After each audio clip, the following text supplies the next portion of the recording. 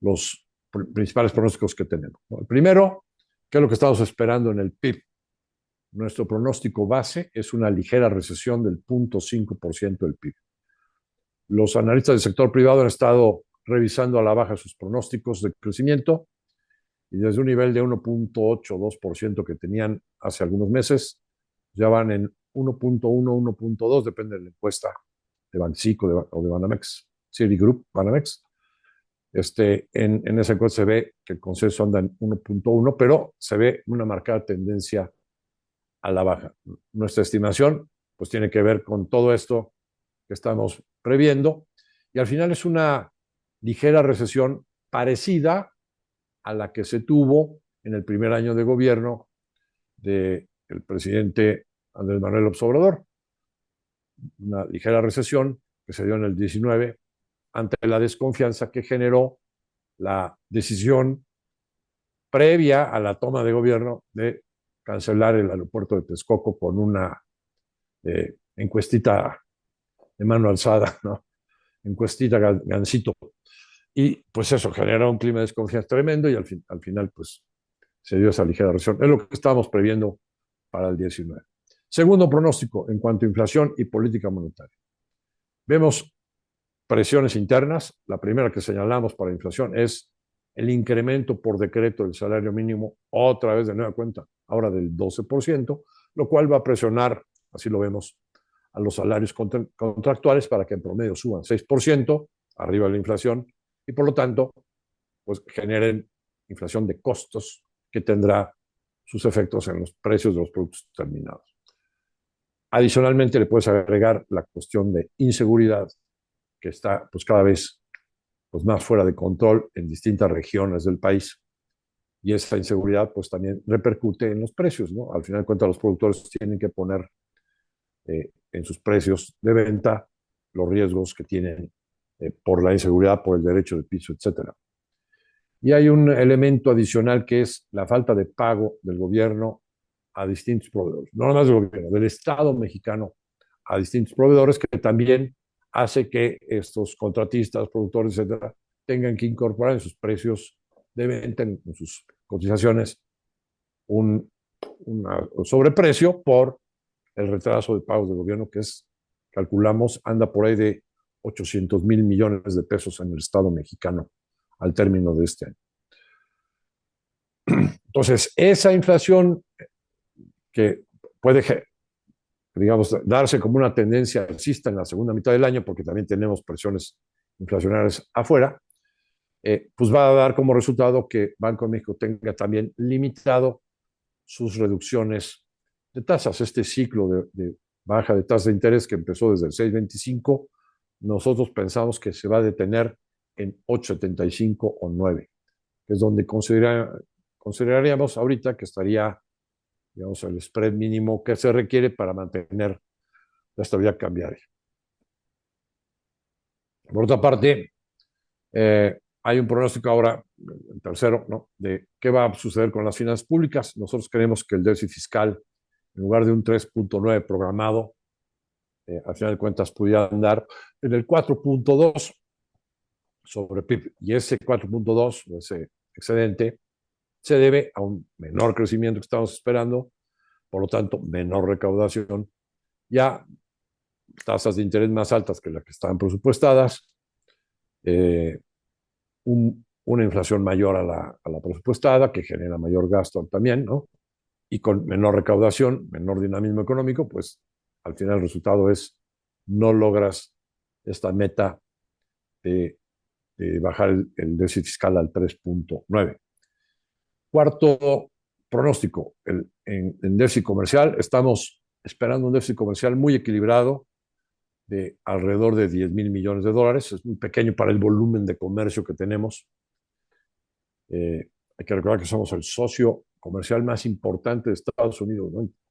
Pues tenemos un volumen de comercio, tanto exportaciones como importaciones, altísimo, pero está bastante equilibrado, porque al final de cuentas, mucho de nuestras exportaciones son importaciones de insumos que les damos algún valor agregado en manufactura y se los exportamos principalmente a los americanos, ¿no?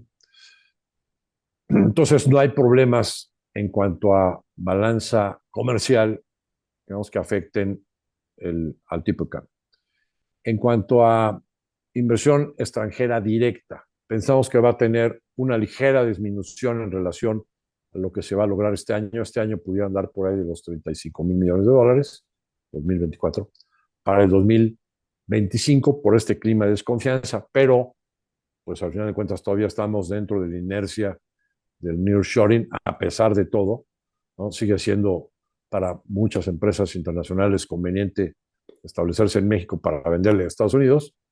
Pues pensamos que la inversión extranjera va a andar por ahí ubicada en los 30 mil millones de dólares, y de esta cantidad sí pensamos que va a ser un monto muy importante, quizás el 80% de la misma, reinversión de utilidades, y poco será la captación de inversión para nuevas plantas o para compra de empresas. En cuanto a empleo, estamos viendo ante un escenario de ligera recesión, estamos viendo con una recuperación de la economía en la segunda mitad del año, una creación de puestos de trabajo que deberían dar por ahí de los 400,000 nuevos puestos de trabajo. La tasa de desempleo pues va a subir arriba del 4%.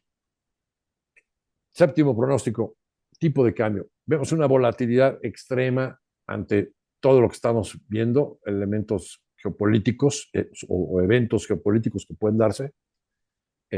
Los embates del señor Trump del lado de migración, del lado de los aranceles. Vemos que también probablemente el Congreso norteamericano quiera forzar a que tengamos una mayor integración regional de productos. Nos pueden imponer allí alguna legislación desde el Congreso norteamericano en contra del TEMEC, pero lo pueden hacer. Y todo esto nos puede llevar, junto con, pues, sí creemos que las calificadoras probablemente nos vayan a poner una perspectiva negativa en la segunda mitad del año, generalizada en las calificaciones de la deuda. Todo esto puede hacer, te digo, una volatilidad extrema en el tipo de cambio, donde vemos que en sus máximos periodos de estrés pudiera llegar a 23. Digo, hemos tenido en el pasado tipos de cambio hasta 25.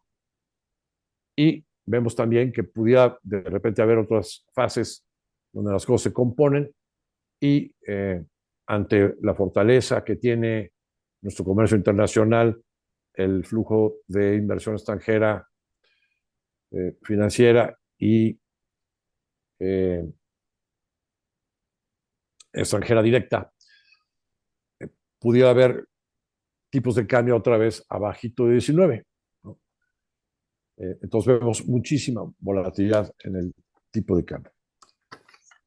Octavo pronóstico, en sí las calificaciones, ¿cómo las vemos?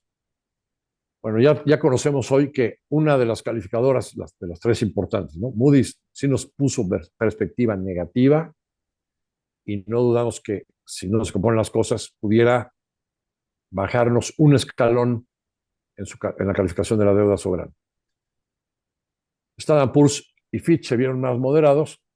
Standard Poor's puso perspectiva estable recientemente, revisó la calificación, nos puso perspectiva estable, y estamos a 2 escalones en su escala de grado de inversión. Lo único que pensamos que va a darse al final del año es que nos van a poner perspectiva negativa, pero no moverán la calificación en todo el año. En cuanto a Fitch, pensamos que va a ser lo mismo, nada más que la diferencia es que Fitch sí nos tiene ya en un escalón. Si bajara su calificación, estaría por debajo del grado de inversión, que no creemos que suceda. Entonces, va a haber más estrés hacia finales del año con las calificaciones, vamos a estar más cerca del precipicio, pero no pensamos que se pierda el grado de inversión para el año entrante. Además, estamos considerando que sería otro de los puestos que sí va a haber una reforma fiscal, que es absolutamente indispensable para evitar perder el grado de inversión y que la deuda se nos vaya a las nubes en los siguientes años. Noveno, en cuanto a reservas internacionales, pensamos que va a haber una ligera disminución, perdón, un ligero incremento en las reservas internacionales, aunque tengamos también volatilidad durante el año, pero al final, inversión extranjera directa, fuerte, inversión financiera con poco movimiento de un punto al otro, y una balanza de pagos comercial y de servicios fuerte, pues hará que las reservas internacionales terminen ligeramente arriba de cómo empiezan este año, pudieran irse a 230,000 millones de dólares las reservas internacionales al cierre del 25. Y último pronóstico en cuanto a los mercados financieros nacionales, prevemos un mercado accionario a la baja en el primer semestre ante la descomposición de la actividad económica, pero pudiera haber una recuperación hacia la segunda mitad del año si las cosas ya se ven mejor. Ya los principales primeros embates del señor Trump pudieran haber pasado. Se tendrá una reforma fiscal en negociación en el Congreso.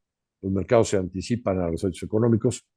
Entonces pudiera haber una recuperación en los mercados, igual en el tipo de cambio y en las tasas en la segunda mitad del año. Pues con esto terminaríamos nuestro ejercicio de pronóstico para la economía mexicana para el 2025. Eduardo.